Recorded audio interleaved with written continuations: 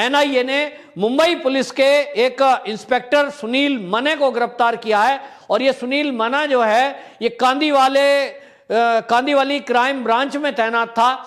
और एनआईए की पूरी जांच में ये खुलासा हुआ है कि ये जो सुनील माने हैं ये मनसुख हिरेन की हत्या में और एंटीलिया मामले में दोनों जगह सचिन वजह के साथ रहा है। सचिन वजह का इसने सहयोग किया है।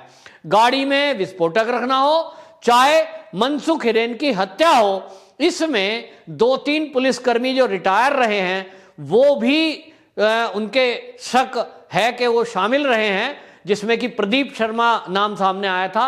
लेकिन अब ये ऑन ड्यूटी जो क्राइम ब्रांच में सुनील माने का नाम सामने आया और इसको एनआईए ने गिरफ्तार किया है। वहीं आपको बताएं एक बड़ा अचीवमेंट इस बात को लेकर के हुआ कि वो जो 100 करोड़ की उगाही के मामले को लेकर सचिन वजह ने खुलासा किया था और उस बारे में कोर्ट में एप्लीकेशन लगाई थी कि इसकी जांच सीबीआई करे।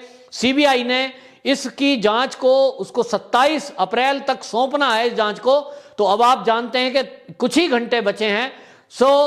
सीबीआई पूरा वो चार्जशीट तैयार करके, आरोप पत्र तैयार करके वो कोर्ट में सबमिट करेगा, जिसमें उसने पूरी डिटेल अनिल देशमुख के बारे में बनाई है। यानी अब अनिल देशमुख के दिन लदने वाले हैं। और जो पूर्व गृह मंत्री उद्धव सरकार में था अनिल देशमुख, अब उनका जेल जाना तय दिखाई दे रहा है, क्योंकि अब सीबीआई उनको इन्वेस्टिगेशन के लिए बुलाएगी। उसके बाद जो उनके पास सबूत हैं उस सबूत के बिना पर वो कोर्ट में पेश करेगी और सबूत पेश करने के बाद कोर्ट से रिमांड मांगी जाएगी और रिमांड के बाद अनिल देशमुख सारे राज उगलेगा, ऐसी उम्मीद की जा रही है। अब अगर ये अनिल देशमुख राज उगलेगा तो ये माना जा रहा है कि जब पूछा जाएगा कि 100 करोड़ आपके नाम पे उगाही हुई, आपको 100 करोड़ रुपए मिले, तो इस 100 करोड़ में आपने आगे किस किस को ये पैसा दिया। दूसरी बात, जो सचिन वजह ने खुलासा अभी तक किया है, जो डायरी प्राप्त हुई है, उस डायरी में जो कोड वर्डों में उद्योगपतियों के, बार के, होटल के जो नाम लिखे हैं, यहां तक तो ठीक है। लेकिन इसके अलावा मुंबई के अंदर कौन कौन से ऐसे अपराध और अपराधी प्रवृत्ति के लोग जो उल्टे सीधे काम करते थे, वो काम कौन कौन से थे। ये माना जा रहा है कि बड़े पैमाने पर मुंबई के अंदर नशा का कारोबार चलता है और ये नशे के कारोबार वालों के तार बॉलीवुड से भी जुड़े हुए हैं। और बॉलीवुड में जो ड्रग पार्टियां चलती हैं उसके एवज में होटल वाले हों या फार्म हाउस वाले हों या ये ड्रग पार्टी करने वाले बॉलीवुड के लोग, ये करोड़ों रुपया पुलिस को देते हैं ताकि उनकी पार्टियां निर्बाध चलती रहें।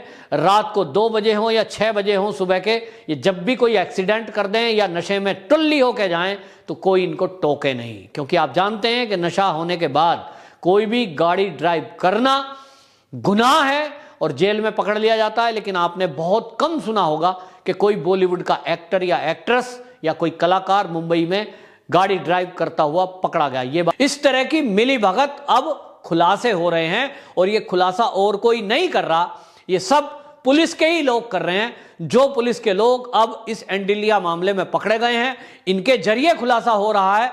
और मुंबई के पूर्व कमिश्नर परमवीर सिंह, बाकायदा उन्होंने बड़ा खुलासा करते हुए बम विस्फोट किया था कि यहां जो अनिल देशमुख गृह मंत्री हैं वो 100 करोड़ रुपए पुलिस वालों से उगाही करवाते हैं। किस एवज में करवाते हैं वो भी उन्होंने अपने पत्र में लिखा था और उन्होंने कहा था कि कई बार होटल और इनसे पैसे इकट्ठे करवाए जाते हैं। और इसको लेकर जब सचिन वजह से पूछताछ हुई तो सचिन वजह ने एक वर्ड बोला था, बाकी बहुत सारी जांच एनआईए के पास है, वो खुलासा करेगा समय आने पर, लेकिन सचिन वजह ने एक वर्ड बोला था कि मैं तो केवल एक मोहरा मात्र हूं, बहुत बड़े बड़े लोग हैं। तो वो बड़े बड़े लोग कौन हैं ये पूरी देश जानना चाहता है और उन लोगों का अभी खुलासा नहीं हुआ है। क्या उसके पीछे बड़े कुछ राजनीतिक लोग हैं? ऐसा माना जा रहा है कि राजनीति के पुराने घाघ वो कौन हो सकते हैं? वो कांग्रेसी भी हो सकते हैं, वो एनसीपी के लोग भी हो सकते हैं और वो शिवसेना के लोग भी हो सकते हैं, क्योंकि तीनों दलों की मिलकर के वहां सरकार चल रही है। तो ऐसा नहीं हो सकता कि कोई पुलिसकर्मी किसी एक गृह मंत्री को पैसा दे और वो अकेला हजम कर जाए और दूसरे को पता भी ना चले। आप देखिए कि अगर कहीं कोई एक एरिया है और उस एरिया का एक विधायक है, उस एरिया में यदि होटल वाले हैं, बार वाले हैं, कोई शराब का ठेका चलाता हो, कोई अवैध धंधा करता हो, ऐसा नहीं हो सकता कि उस एमएलए से या एमपी से उनके संपर्क ना हो। हर आदमी का किसी ना किसी नेता से संपर्क है और वो उनसे कांटेक्ट करते ही हैं। निगम पार्षद तो लोगों के बीच में रहते हैं, तो निगम पार्षद को पता होगा। अब आप जान रहे हैं कि शिवसेना की ही वहां पे नगर पालिका में सरकार है, वहीं पे तीनों दलों की मिलकर सरकार है। तो ऐसा नहीं होता कि ये जितने भी गलत धंधे करने वाले लोग हैं या जो सही भी धंधा कर रहे हैं, होटल खोलने के नाम पर डरा धमकाकर उनको बार चलाने वालों को ये पैसे की उगाही हो रही है, तो इसकी खबर वहां के मुख्यमंत्री तक को ना हो, ऐसा हो नहीं सकता। और जब मुख्यमंत्री को यह खबर थी तब उन्होंने क्यों मौन धारण किया, यह एक बड़ा सवाल है। और ऐसा भी नहीं हो सकता कि मौन धारण उद्धव ठाकरे जी रखें और 100 करोड़ रुपए अनिल देशमुख कमाएं, ऐसा भी नहीं हो सकता। या यह भी हो सकता है कि तीनों दलों की सरकार है, उन्होंने विभाग बांट दिए हों कि भाई अनिल देशमुख जी गृह मंत्री हैं तो एनसीपी वालों को तो कमा के देंगे अनिल देशमुख, अब शिवसेना वाले मुख्यमंत्री हैं ये कमा के देंगे अपनी पार्टी के लीडरों को, और जो कांग्रेसी हैं वो कांग्रेस को देंगे, हाईकमान तक ऊपर भेजेंगे। अब ये खुलासा होना बाकी है कि इन तीनों पार्टियों ने मिलकर के ये जो लूट खसूट चालू की, जो उगाही चालू की, इसका हिस्सा कहां तक पहुंचता था, किन किन को बढ़ता था। बहरहाल एनआईए और सीबीआई दोनों हरकत में हैं, दोनों काम कर रही हैं। कोविड-19 के बीच में जिस तरह के महाराष्ट्र के अंदर अनियमितता देखने को मिली, किसी हॉस्पिटल में ऑक्सीजन लीक हो जाती है तब 10-15 आदमी मर जाते हैं, 25 आदमी, कभी कभी हॉस्पिटल में आग लग जाती है तब 20-25 आदमी मर जाते हैं। और बड़े आश्चर्य की बात है कि ऐसे हॉस्पिटल महाराष्ट्र के जिनमें इतना बड़ा बड़ा नाम है और लाखों रुपए का वो पेशेंट से बिल लेते हैं, उनके पास आग बुझाने के संयंत्र नहीं है, आग बुझाने का इक्विपमेंट नहीं है। ये कैसे हो सकता है कि एक राज्य की सरकार हॉस्पिटल चलाने के लिए एनओसी कैसे दे देती है, जबकि कोरोना के पहले केंद्र की सरकार ने गाइडलाइन करी थी सबको जारी, और उन्होंने कहा था कि दूसरी लहर आने वाली है। दिसंबर 2020 में बाकायदा केंद्र सरकार ने हर राज्य को इसके लिए अलग से फंड भी दिया था कि तुम अपने हॉस्पिटलों में ऑक्सीजन का अरेंजमेंट करो, ऑक्सीजन के प्लांट लगाओ। और आपको बताऊं, ये जो ऑक्सीजन बनाने का प्लांट है उसको पीएसए बोलते हैं। वो पीएसए जो है हवा से ऑक्सीजन बनाने वाला एक प्रेशराइज मशीन होता है, वैक्यूम मशीन जैसी, और कंप्रेशर मशीन जैसे आपने देखी होगी कि वो कंप्रेसर हवा शक करता है, उसके बाद उसको कंप्रेस करके लिक्विड ऑक्सीजन में बदल देता है और उसको फिर सिलेंडर में भर दिया जाता है। यूज के लिए हॉस्पिटलों के पास ये होता है। केंद्र सरकार ने दिल्ली सरकार को, महाराष्ट्र सरकार को, सभी सरकारों को यह पैसा दिया था, और ये पैसा कब दिया था? दिसंबर 2020 में। और आज तक किसी महाराष्ट्र की सरकार में किसी हॉस्पिटल के अंदर वो प्लांट नहीं लगाया गया। आखिरकार क्यों? हो गया होगा वो पैसा कहीं हजम।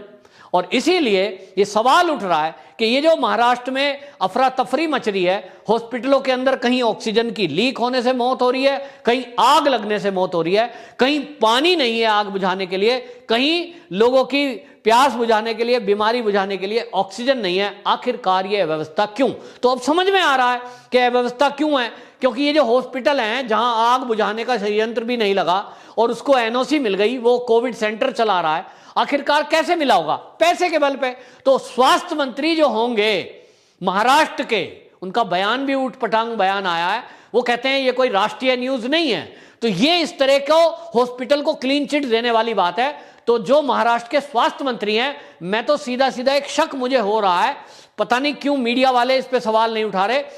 जब किसी हॉस्पिटल को कोविड सेंटर घोषित किया गया और उसके लिए गाइडलाइन केंद्र की थी कि वहां ऑक्सीजन है कि नहीं, वेंटिलेटर है कि नहीं, बेड्स हैं कि नहीं, पीपीई किट है कि नहीं, दवाइयां हैं कि नहीं, इसी में वहां लिखा था कि ऑक्सीजन के प्लांट हैं कि नहीं, और ऐसे में आग बुझाने के लिए व्यवस्था है कि नहीं, यह भी एक उसमें पॉइंट था।